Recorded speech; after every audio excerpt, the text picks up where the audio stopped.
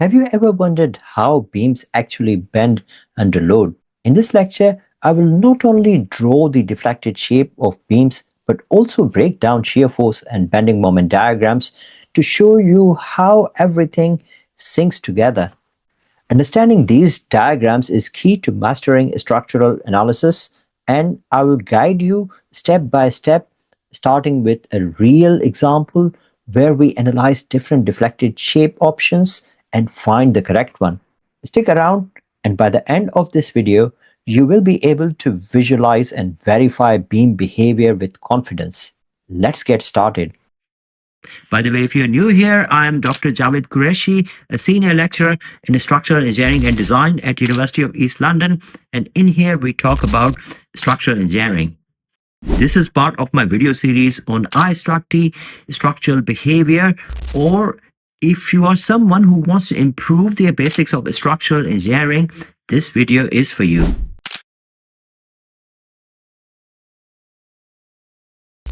In this lecture, I will be drawing deflected shape of beams. In addition, I will draw shear force bending moment diagrams as well, so that all of these internal forces, they should synchronize with each other. They should be in harmony with each other. Let's get started with our first example.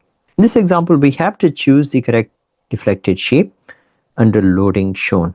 And here are the options. The loading is only applied at the end, and there is no other load in any other span.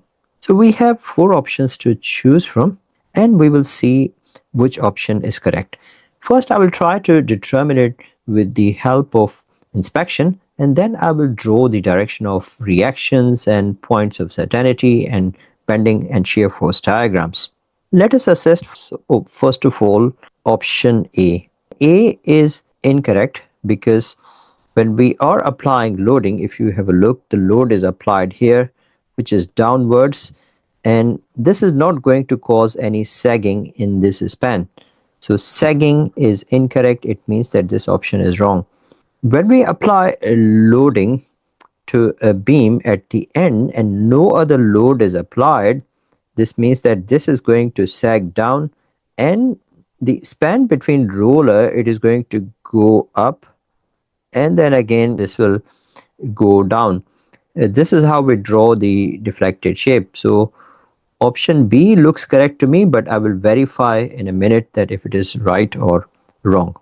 Option C is incorrect because there is change of curvature over here. We haven't got any loading, which means that this option is incorrect. Option D is incorrect as well because nothing is happening in this span. This should either go up or go down by application of loading, but nothing of this sort is happening here. This means that this option is wrong as well. So our correct option is option B, but I will go through it in detail by applying a 3-step process, and I will tell you what 3-step process is in a minute.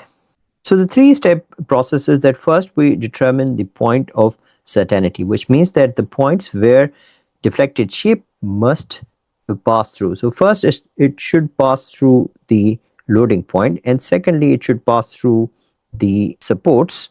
So these are the points it must pass through. When load is applied downwards, it means that the deflected shape will go downwards. As there is no load applied between 2 roller support, this means that this is going to go up in real life if we didn't have this support at all, the end pin support. To bring this one down, we need a downward reaction. So when it is bringing it down, there should be a downward reaction, and reaction at this point is going to be upwards. So once it is brought down, then again we will have another reaction at pin support, which will go up. So once we have got direction of reactions, then we can establish the shear force diagram and bending moment diagram. So this was our deflected shape. Now how do we plot its bending moment diagram, or BMD? Because we have tension over here and tension over here, and here we have, so tension is upwards. It means that when we will draw this bending moment diagram, we will have tension upwards, and then at the second roller support it will be tension downwards. So it means that we will have, because we have this reaction which is downward, so it is going to bring this down, and then at the end we have upward reaction. So that's why we have tension over here, and here we have tension at top, and this actually matches with our deflected shape. So deflected shape and points of certainty through which deflected shape should pass and bending moment diagram, they should all be in harmony with each other. If any of them is not in harmony with each other, then it means that we've made a mistake somewhere. And here I'm assuming that bending moment diagram is drawn on the tension side. So BMD is on tension side. It means that BMD is drawn on the sagging side of deflected curve. And sign convention is we have positive moment clockwise from left and anti-clockwise positive from right. And the forces which are generating anti-clockwise shear force, these are positive. So now I will draw the shear force diagram, what I call as SFD. For SFD, I already have direction. So first point load is this one, and second is this one. They are creating clockwise moment, and for SFD, positive forces are drawn upwards and negative forces are drawn downwards. As anti-clockwise shear forces are positive, then it means that the shear force here should be downwards, and then I will go up to here because we have a reaction here, so that's the reason it will go upwards. And then between this roller and this we don't have any change in force, so that's the reason the shear force will remain the same, and then again it will go downwards, and finally there's nothing in between these two supports, and then it will go upwards. So that's why we draw the shear force diagram like this, and this is our final shear force diagram. Now these all of them are matching with each other. It means that the deflected shape that we have is the right one, which means that the correct option is option B, and we proved with the help of not only deflected shape but also shear force and bending moment diagram. So the correct option is option B. Let me move to next question now.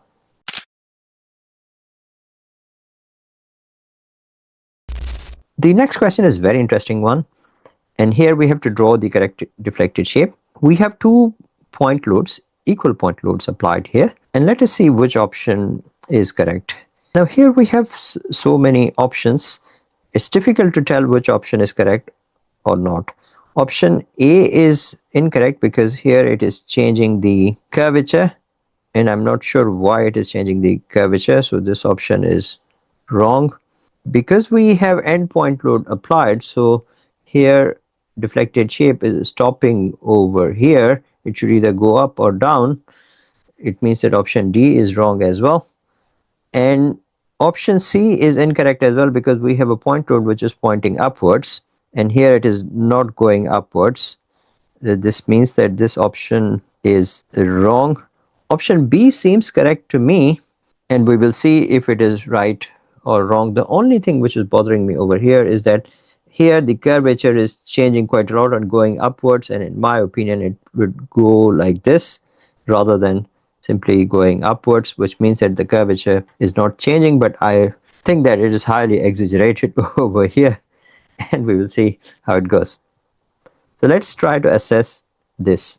In this question, first we have to draw the points of certainty where deflected shape must pass through. And here it is difficult to tell that if the deflected shape will go upwards or it will go downwards. But I will come back to deflected shape. But first, in my opinion, SFD can be very clearly drawn. If I draw shear force diagram, these two forces P and P, they will cancel each other. That means that I will not have any vertical reaction over here. However, if I assume that I have L and L over here, the moment generated due to these two forces will be, so moment reaction here M will be equal to 2PL, that is anti-clockwise from right, and anti-clockwise from right is positive, and minus PL, and so it will give me reaction as PL. Remember that the sign convention is like this. So we have clockwise moments which are positive from left, anti-clockwise moments which are positive from right, and anti-clockwise shear forces are positive. So it means that I have a clockwise moment over here, but I don't have reaction. These two forces P and P, they are generating anti-clockwise shear force, so that's why this will go up and this will go down, and again this will go down. This is our shear force diagram. At that point shear force is not changing, so there will be a straight line because reaction at the end is 0. So this is SFT. Now how about bending moment diagram, BMD? Now as this force is P is generating a anti-clockwise moment from right is going to generate a positive moment according to this sign convention. Positive means sagging, so it will go down like this. After this point at the end, we have a clockwise moment, PL. Nothing is changing in between, so I will have this clockwise moment, or I could say that it will be 2PL minus PL. This will be my final bending moment diagram. As this diagram is not changing any curvature, it means that the deflected shape should not change the curvature. Let us see how I can replicate this in deflected shape. So now I'm in a position to draw deflected shape. Now I can say that deflected shape will start from here and then it will go up because there is no change in curvature of deflected shape according to this bending moment diagram. So this bending moment diagram should actually follow the deflected shape. So this was a bit of a tricky problem because we don't have any reaction at the end, and the deflected shape will go all the way up. So our correct answer is option B is the correct answer.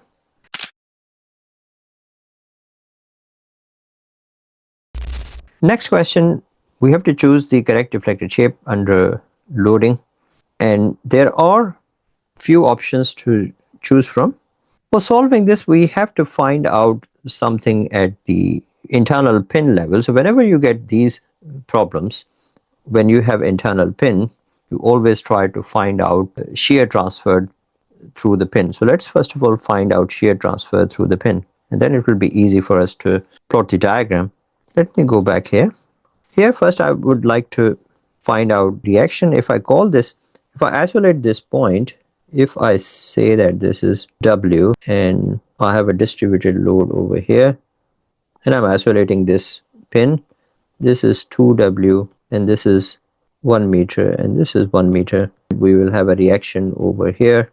I call this as RA, call this as RB. So I will say summation of moment at B is equal to 0, applying equilibrium equations.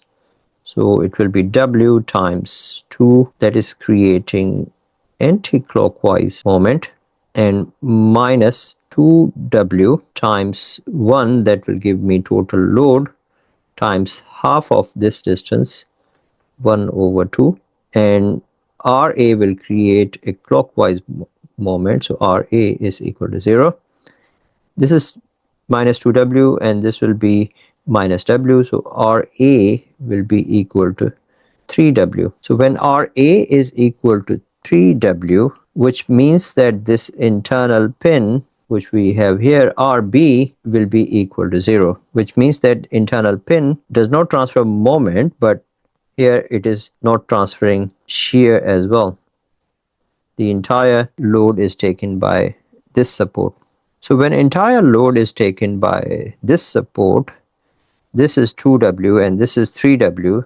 Certainly between pin and this fixed support, there will be no deflection. there will be upward reflection over here, and we will have a downward reflection here. So I will have tension at the top. So when I have tension at the top, then bending moment diagram BMD, that will be equal to curved line like this and a straight line from here. So this is the bending moment diagram, and the shear force diagram will be, because we have positive force drawn upwards, negative forces drawn downwards, we have clockwise forces. So clockwise forces here, because this is upwards, this is clockwise. So according to our sign convention, anti-clockwise shear forces are positive. So anti-clockwise means upwards and downwards, but here downwards and upwards, which means clockwise. So clockwise shear forces are negative. That means that I will draw a line like this. Then it will go 3W at the top, and between this line and this line nothing is happening, and at W finally it will go down. So this will be final SFT. So in this way we drew SFT, bending moment diagram. Make sure that all of these are in harmony with each other, and this is our deflected shape.